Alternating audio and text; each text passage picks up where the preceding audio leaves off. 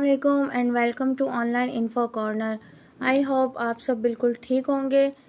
जैसा कि हमने हमारे प्रीवियस वीडियोस में आप लोगों के साथ शेयर किया था cell, plant cell, animal cell, और उसके मुताबिक हमने डिफरेंट वे में डिफरेंट पिक्स के ज़रिए, डिफरेंट डायग्राम्स के ज़रिए आपको समझाने की कोशिश की थी। आज का हमारा टॉपिक है यूनिसेल्यूलर एंड मल्टीसेल्यूलर ऑर्गेनिजम्स। जब आप सुनते हैं कि यूनिसेल्यूलर तो आपको आइडिया हो जाता होगा कि uni means single one and cellular means cell. Likewise, when we talk about multicellular, then multi means many and cellular means cell. Organisms that are made of only single cell are known as unicellulars.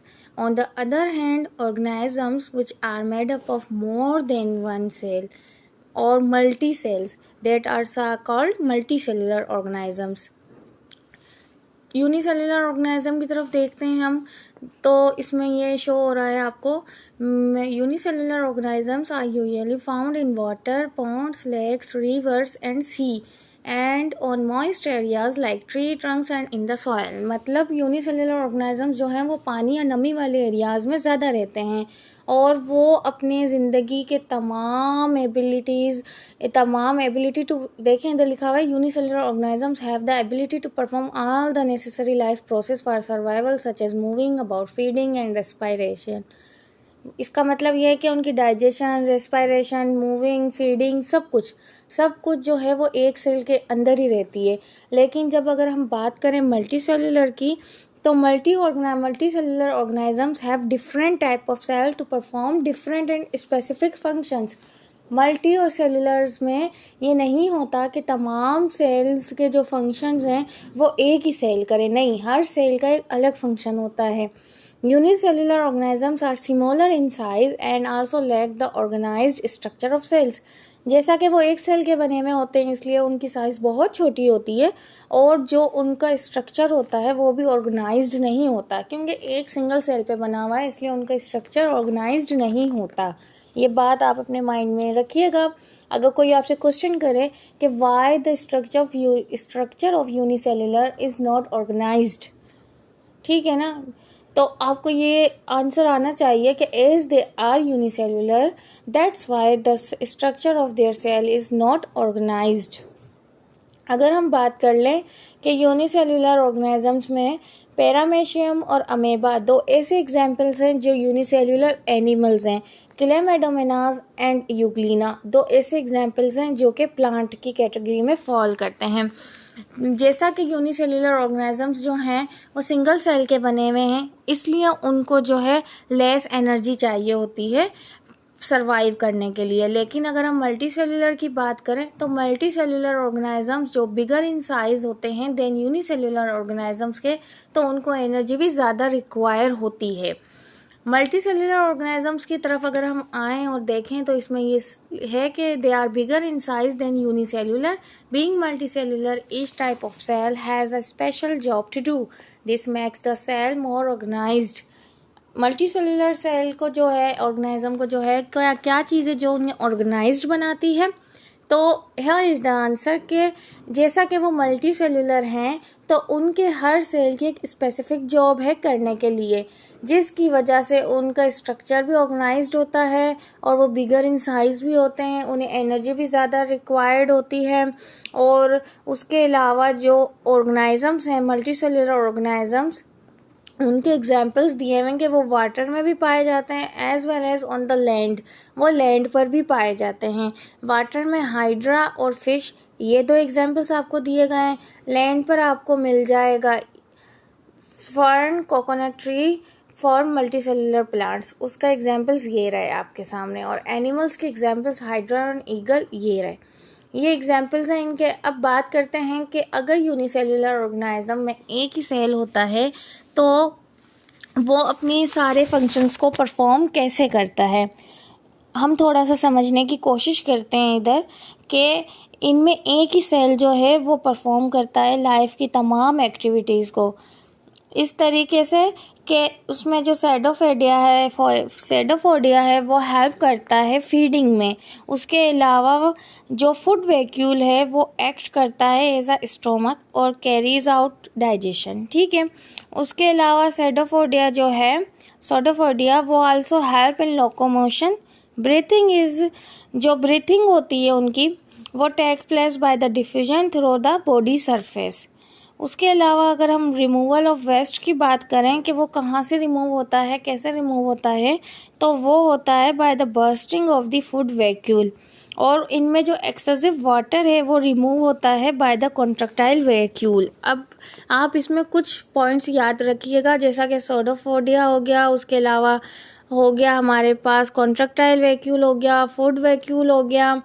तो जब ये बातें हमें याद रहेंगी तो automatically हमें इनके फंक्शंस याद रहेंगे कि भाई ये फीडिंग जो कर रहा है वो सोडोफोडिया के ज़रिए कर रहा है, फूड वैक्यूल जो है वो एक स्टोमक का काम कर रहा है, उसमें डाइजेशन हो रही है। अगर लोकोमोशन की बात करें तो वो सोडोफोडिया वापस से लोकोमोशन में भी हेल्प कर रहा है, फीडिंग में भी हेल्प कर रहा है। ब्रीथिंग की बात करें तो वो बॉडी सरफेस के ज़रिए, डिफ्यूजन के ज़रिए ब्रीथिंग कर रहे हैं। रिमूवल ऑफ वेस्ट की बात करें तो फूड वैक्यूल के बर्स्टिंग से वो अपना जो है रिमूवल ऑफ वेस्ट कर रहे हैं। इस तरीके से अगर हम यूनिसेल्यूलर की बात करें तो यूनिसेल्यूलर में जो तमाम फंक्शंस है वो इस तरीके से नहीं होता। उनका रेस्पिरेशन सिस्टम अलग है। उन लोगों के जो यूनिसेल्यूलर, फॉर एग्जांपल एनिमल्स आ गए, ट्रीज़ आ गए, प्लांट्स आ गए, ये सब यूनिसेल्यूलर में आते हैं।